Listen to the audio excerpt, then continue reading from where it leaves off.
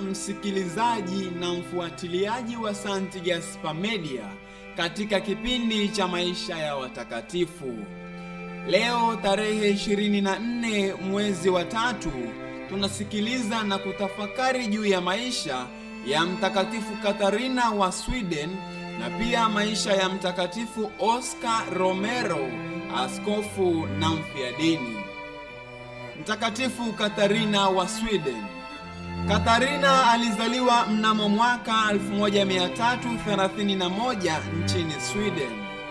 Alikuwa mtoto wa 4 kati ya watoto wa 4 wa Mtakatifu Birgitta, mjane na mtawa na mfalme wa Sweden Ulf Gudmarsson. Alipata elimu na malezi katika shule ya masista ya Reisberg. Akiwa na umri wa miaka 14, Katarina aliposeshwa na wazazi wake kwa mtu mmoja maarufu na mcha Mungu aliyeitwa Egard wa Kuemen. Ndoa ilifungwa, lakini Katarina na mumewe walikubaliana tangu mwanzo waishi maisha yao yote bila kufanya tendo la ndoa. Hata hivyo, Katarina alimpenda sana mumewe. Baba wa Katarina alipokwisha kufa, mama yake Birgitta alikwenda kuishi Roma, Italia. Kwa ruhusa ya mumewe, Katarina alikwenda kumtembelea mama yake huko Roma mnamo mwaka 1349. Alipokuwa huko, mumewe akafariki. Mnamo mwaka 1372, yeye pamoja na mama yake wakaenda kuhiji Asizi katika kaburi la Mtakatifu Francisco na nchi takatifu. Tangu wakati huo, Katarina akawa anakaa saa 4 kila siku akiyatafakari mateso ya Yesu. Hawakumsikia hata mara moja akisema maneno ya hasira au dharau kwa mtu yeyote. Mnamo mwaka 1374, mama yake Birgitta alifariki dunia na Katarina akauleta mwili wake nchini Sweden, ukazikwa katika nyumba ya kitawa kule Vadstena. Baada ya hapo, Katarina akawa mkuu wa nyumba ile ya watawa. Alishiriki katika kukabiliana na mabishano ya imani ya wakati ule, akimuunga mkono Papa Urbano wa 6 dhidi ya mpinga Papa Clementi wa pili.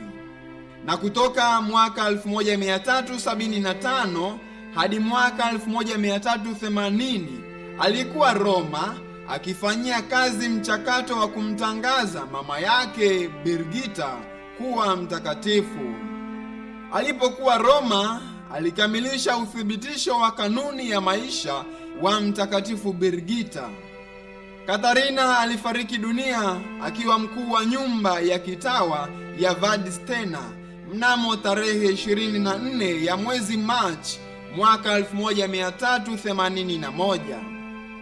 Alitangazwa mtakatifu na Papa Innocent wa 8 aliyetawala toka mwaka 1484 hadi mwaka 1492.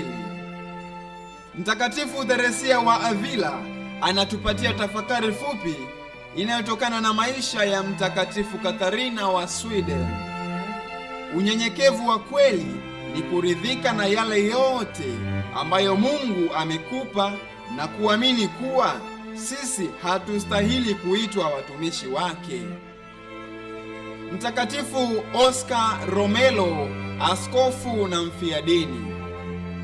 Oscar Arnulfo Romero alizaliwa mnamo tarehe 15 ya mwezi Agosti mwaka 1917. Aliteuliwa kuwa askofu mkuu wa jimbo kuu la San Salvador nchini El Salvador tarehe 21 Juni mwaka 1970. Aliipa changamoto serikali ya nchi yake kuhusu ufukara wa wananchi, dhuluma, mauaji na unyanyasaji wa raia. Nchi ya El Salvador ilitikiswa sana kwa vita, upinzani na mipasuko ya kijamii kiasi cha kuwafanya baadhi ya wananchi wake kukimbia ili kutafuta usalama wa mali na maisha yao. Mtakatifu Oscar Romero alikuwa chachu ya umoja na upatanisho wa kitaifa. Alihubiri toba na uongofu wa ndani, alitetea haki za msingi za binadamu, alidumisha umoja na mshikamano wa dhati kwa familia ya Mungu ya El Salvador. Ili kufanikisha azma hii, alijenga na kuimarisha umoja wa kanisa na kuwafanya watu wawe karibu zaidi na Mwenyezi Mungu. Baada ya vitisho mbalimbali, Romero aliuawa mnamo tarehe 24 ya mwezi Machi mnamo mwaka 1980 wakati alipokuwa anaadhimisha ibada ya misa takatifu. Ingawa hakuna aliyehukumiwa kwa kuuawa, kamati ya Umoja wa Mataifa ilithibitisha kwamba aliuawa kwa agizo la mwanasiasa wa mrengo wa kulia aliyeitwa Roberto Dubuisson. Hatimaye mnamo mwaka 2018 Oktoba, mahakama iliagiza mhusika mmojawapo akamatwe, ingawa hakujulikana yuko wapi kwa kuwa alikuwa ameshahama El Salvador. Kwa heshima yake, mnamo mwaka 2010 mkutano mkuu wa Umoja wa Mataifa ulitangaza tarehe 24 kuwa siku ya kimataifa ya kutetea haki za binadamu na kupinga ukiukwaji wa haki za binadamu ulimwenguni.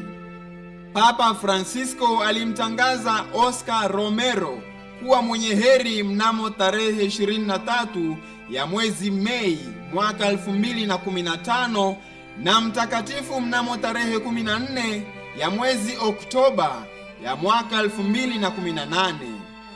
Anaheshimiwa pia na Wakristo wa madhehebu mengine ya Kikristo kama mfiadini. Mtakatifu Oscar Romero alikuwa shuhuda wa Injili ya Kristo, aliyewakumbusha Wakristo kwamba wanapaswa kuwa mashuhuda wa Yesu Kristo aliyeteswa, akafa na kufufuka kutoka wafu. Waamini wanatumwa kutangaza na kushuhudia ujumbe wa ukombozi unaowaweka wote huru kutoka katika utumwa wa dhambi na mauti, kwa kujikita katika mchakato wa kutetea haki za wanyonge, kulinda amani na kutafuta upatanisho kati ya watu. Mtakatifu Oscar Romero alikuwa mfano wa mchungaji mwema aliyesadaka maisha yake kwa ajili ya Kristo na kanisa lake. Alihubiri na kushuhudia upendo na huruma ya Mungu kwa maskini na wanyonge, na aliwatetea wale wote waliokuwa wamedhulumiwa haki zao na kutengwa na jamii. Huu ni mwaliko wa kupambana na ubaya wa dhambi ili ulimwengu uweze kuwa ni mahali pazuri zaidi pa kuishi.